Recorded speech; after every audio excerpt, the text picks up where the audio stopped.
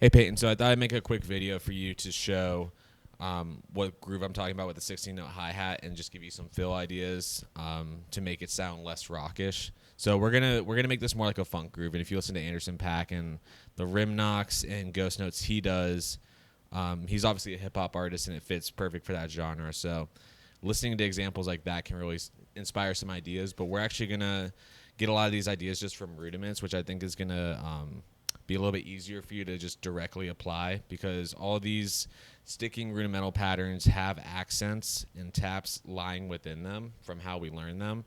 So you don't even have to think about like transcribing a different drummer. You're just going to play these rudiments between different voices. I set the camera up like this so that you can just see the kick, snare, and hi-hat. That's mostly what we're going to stick to.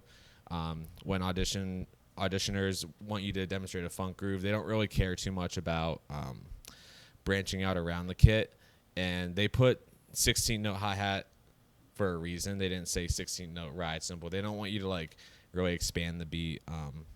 Just demonstrate that you kind of know what groove that implies, which is a funk groove or a hip-hop groove, and then they want to see that you can do some fills and demonstrate control. A missing piece from auditions that I've always seen is rudiments. So the fact that you're demonstrating rudiments without even being asked to is, in my mind, extra credit, and hopefully something that whoever's watching you will pick up on. I think any drummer who's auditioning should kind of recognize these. We're going to do a lot of these fills based around paradiddle patterns. The first one we're going to do is right, left, right, right, left, left. So paradiddle, diddle, paradiddle, diddle, paradiddle. And if you remember in our exercises, this was how we got back over to the left hand.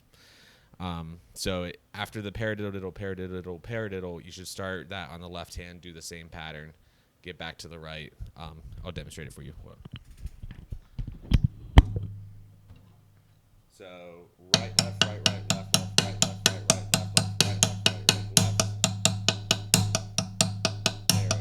Paradiddle, paradiddle, paradiddle, paradiddle, paradiddle, paradiddle, paradiddle. Okay, so what we're going to do is we're going to voice that between the hi-hat and snare to make it sound cooler.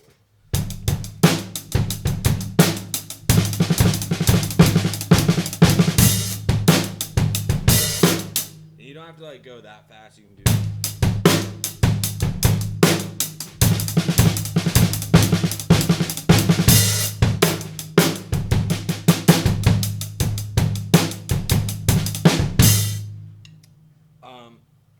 but paradiddles are kind of one of my favorite ways to get ghost notes in there just naturally, because how we learn paradiddles is with the accent at the beginning of whatever grouping we're doing.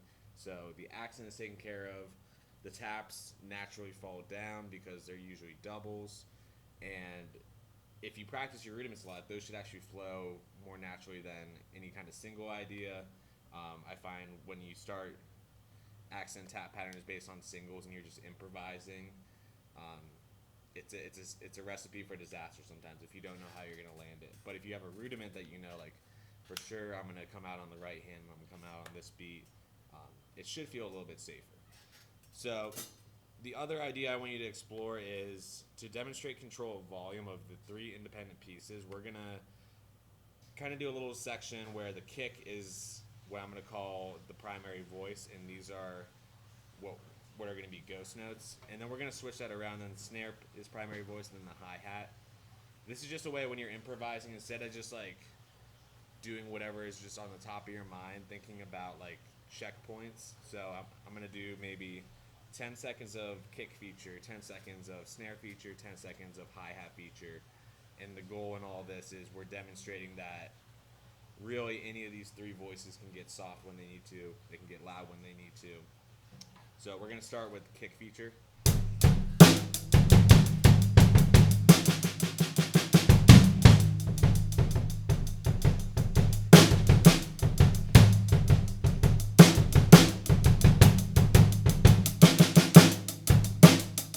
Now do something with the snare.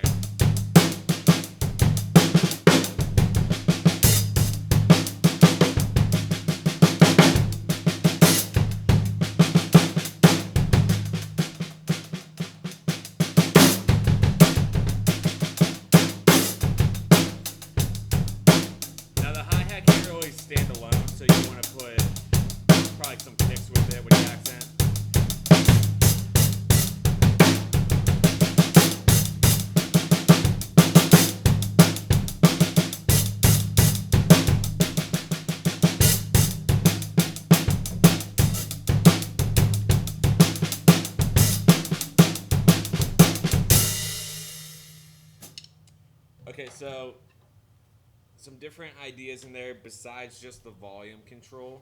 You'll notice I didn't really focus on fills that time. We're going to talk about the rudiments here in a second. That was just using those three voices to kind of move momentum, get softer, get louder, and kind of move through the improvisation. Um, Something I did like in the video that I want you to kind of like bring back but rethink a little bit is the ghost note grid itself. You were doing a lot of this,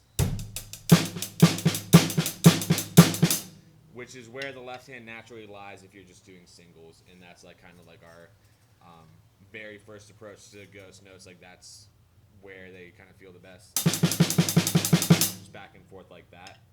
Be careful not to expose the whole grid, though. What I mean by that is a pattern like this.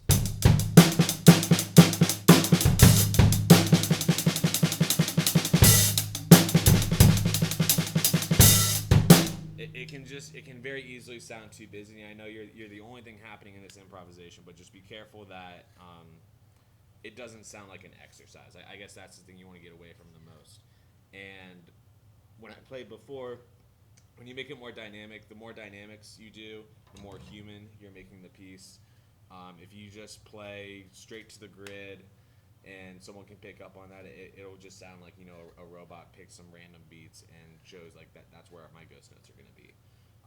You want it to be something that really couldn't be rectified by a robot. It's, you know, on the snare drum or really any of the voices, you'll notice like I'm not just doing like loud and soft. Like there's stuff in between. There's crescendos, decrescendos. So it's gonna take some work because control just doesn't come overnight. But the more you can demonstrate that control in your soloing, the more impressed they're gonna be by your dynamics. And that's just with the groove.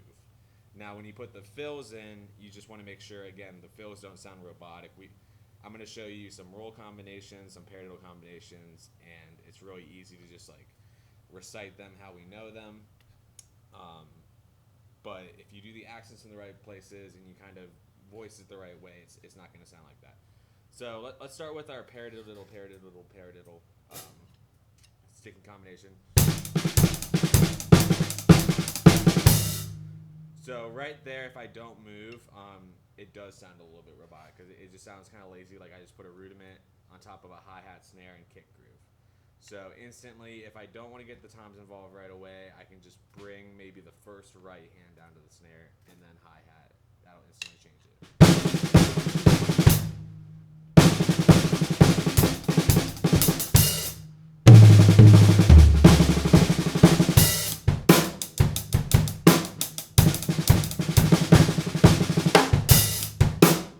Also come out of it if you find so what I just kind of discovered there is like that might be too long of a pattern to just recite as an exercise because it is an exercise. So what I did there was I came out of it and with singles.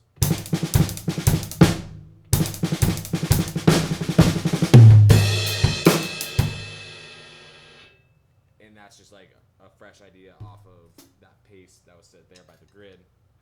So you can use snippets like that. The other thing I really like coming off of a 16-note hi-hat is a 7-stroke roll.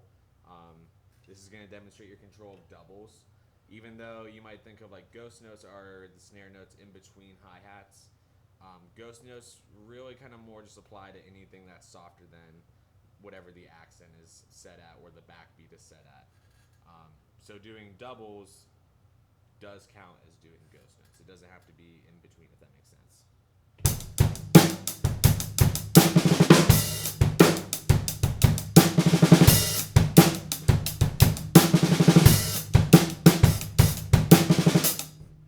So there's all kinds of roll patterns you can do off the snare. Now, be careful not to break the hi-hat pattern too much.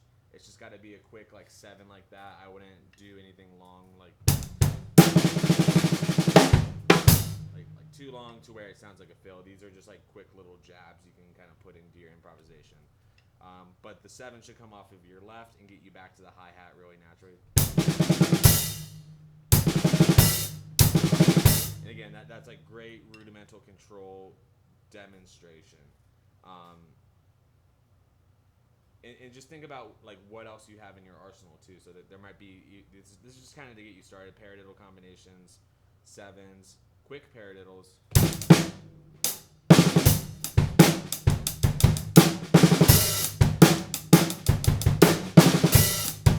Like just quick little stuff like that that can get you easily back to the hi hat. Just think about like you have 5-stroke rolls. You have some other stuff you can use. This is kind of just to get you started. Now when you're actually playing, you don't want to just like sit down and try to do this. You want to I would write on a sheet of paper like kind of what you want to feature each maybe like 10 20 seconds of the piece, and I would recommend doing dynamic features, really just focusing on that, and getting a good groove that demonstrates rhythmic control between these three voices. Then maybe after that, demonstrate your rudiments, and how they can come off of the hi-hat. So that's like the paradiddle combinations. And then maybe try a little bit of both, but make sure you're not trying to throw too many ideas into, like, improvisation should kind of come off the top of the head, but with proper planning going into it. You don't want to just be like, oh, I need to throw a 7-stroke roll into the section and not have ever played a 7-stroke roll coming off of the hi-hat, because then, you're going to mess up in that whole take. That was a waste of, maybe 5 minutes. So the more you can prepare before the take, that'll help. Just do some of these combinations, see what falls naturally. One last point about it, since everything is like kind of tighter, the snare is tighter. I wouldn't overdo it with crashes. If you have a 16-inch crash, maybe put that up there and do it every once in a while. But your accents or your impact points on the set with this is going to be more your open hi-hat is your crash, and that's like a really really great setup to get used to. I think I might have told you before, like the R&B groups I play with, it's just kick, snare, hi-hat, and this is when I open this, it's just my crash. And that's a lot of venues will say we want low volume, we don't want like these big toms or crash cymbals, so they'll ask you to bring like a little, like it's called a cocktail kit. They'll ask you to bring a little cocktail kit like that, and you have to be able to still be dynamic, even though you don't have like your I think of these as like these are your explosions, and your accents don't need to be like these are like a 10. This is like a 6. Now you have to just bring everything down so that these accents actually do enough for you. Okay. Really, I can't overemphasize enough like Anderson .Paak, checking out his stuff. I think it's just like an inspirational kind of thing to watch, because he'll rap and sing while doing everything I was just kind of demonstrating, which I don't think is something anyone else will ever be able to do. Let me show you a couple more ideas with the sevens.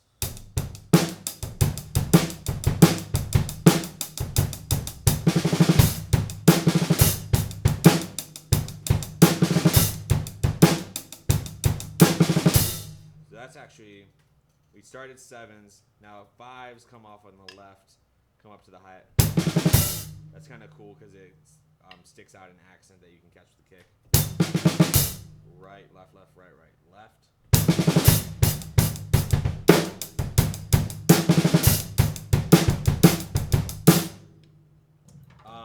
Final point about tuning.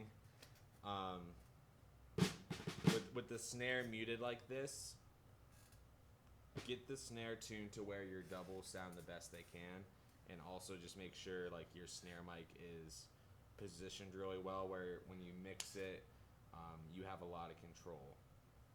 Because you can do all these ghost notes and all these dynamics, but if the microphone that you're recording with is too close to the snare or not there to pick it up, it's not going to capture everything that was there. And this is the trap of sometimes recording with microphones, fancy microphones close to the drum, can make you sound worse rather than better.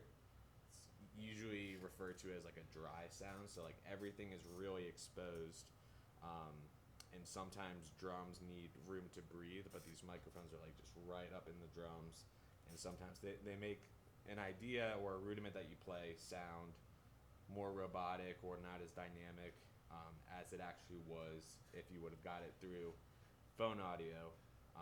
And since you're doing video and recording, you're gonna have the phone audio. So if you ever get to that point where you're just like, that's not what I meant to sound like, just, you know, you don't have to play through the microphones.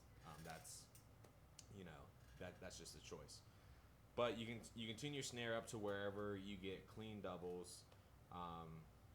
Obviously not too high to where it doesn't fit the style, but sometimes when we tune our snare up high, so even this one right now, I don't have a mute or anything on it. Got like a lot of outer ring that, you know, we would talk about muting that if it was in a rock setting. Just throwing this on there, all the ring goes away. So when you tune up higher, don't worry about any resulting ring because it's gone. Okay. I hope this was helpful. Let me know if you have any questions. I know we've only got like a couple days to kind of make some edits, but I think they'll be worthwhile, especially you know, because like I know and a lot of your other teachers know, like you can do things that are more dynamic. It's just the video didn't come across like that. It showed your rock chops really well. I think you picked like some really good songs for that, but you just need to show like that you can hit soft dynamics, medium, loud, and again, just ideas like this.